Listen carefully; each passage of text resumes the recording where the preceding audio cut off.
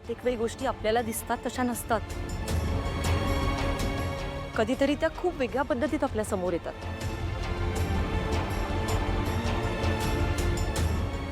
आज आता फक्त ही अस्मी काहीतरी बोलते किंवा भैरवीजी काहीतरी बोलल्या म्हणून ते सत्यच आहे असं नाहीये.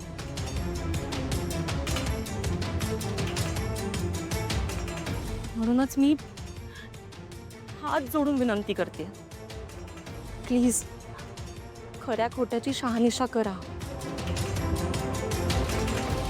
हो, शहानिशा तर झालीच पाहिजे, पण त्याआधी मी भोगलेले कष्ट, मी सोसलेले हाल तेही बघा प्लीज. अहो, जिवंतपणे मरण यातना सहन केल्यात मी, तेही फक्त आणि फक्त सारंगसाठी, माझं त्याच्यावर असलेल्या प्रेमासाठी. पण आता नाही, आता मी आणखी वाट नाही बघू शकत. काही करून मला माझं प्रेम मिळायलाच हवं.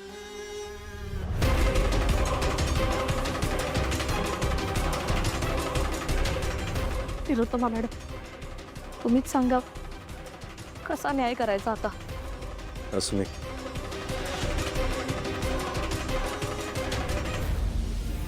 तू सुखरूप आहेस हे बघून बरं वाटलं. जे काय तुझ्यासोबत घडलं त्याची कल्पना नव्हती मला. पण मनापासून सांगतो, मला आता तुझ्यावर विश्वास नाही. जी व्यक्ती पैशांसाठी प्रेमाचं नाटक करू शकते, ती व्यक्ती पैशांसाठी काहीही करू शकते.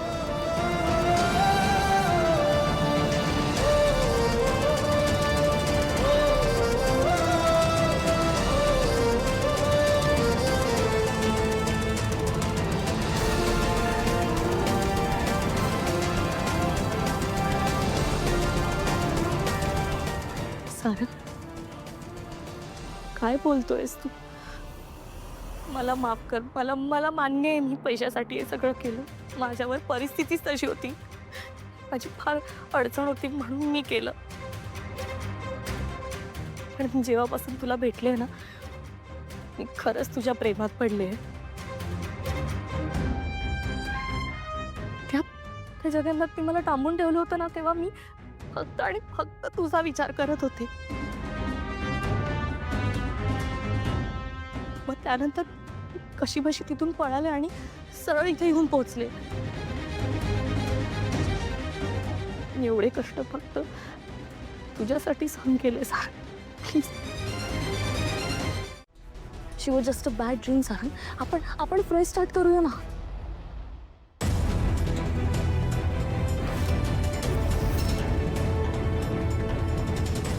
सारंग, काय झालंय? तू इतक्या लवकर विसरलास मला? आपल्यातले ते गोड क्षण विसरलास?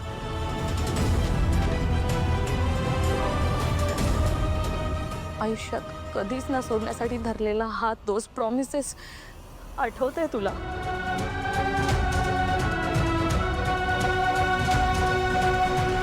तू माझ्याशिवाय एक क्षणही राहू शकत नव्हता. आठवतंय ना तुला सारंग? सारंग, बघणार आहे माझ्याकडे एकदा. सारंग, मला मान्य आहे गोष्टी बिघडल्या. आपण जसं ठरवतो तसं होत नसतं. आपल्या समोर अनेक प्रश्न उभे असतात आणि सगळ्याच प्रश्नांची उत्तरं नसतात आपल्याकडे. पण त्यावर एकच उत्तर असतं, काळ. सत्य बाहेर येण्यासाठी वाट बघावी लागते आणि काळाने उत्तर दिलंय. मी आले ना परत. सारंग, अरे तू असाच उभा आहेस. मला घे ना तुझ्या जवळ. सारंग, मी या क्षणाची खूप वाट बघितलीये.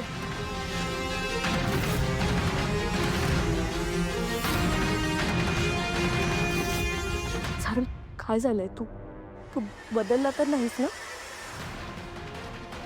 ज्या सारंगला मी ओळखत होते, ज्या सारंगचं माझ्यावर प्रेम होतं, तोच सारंग आहेस ना? तोच सारंग आहे मी. नाही, तू तो सारंग नाहीये. तो सारंग माझ्या बाजूने होता, माझा होता तो सारंग.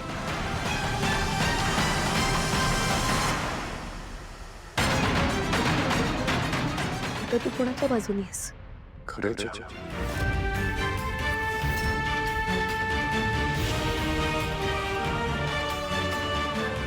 सत्याच्या बाजूने.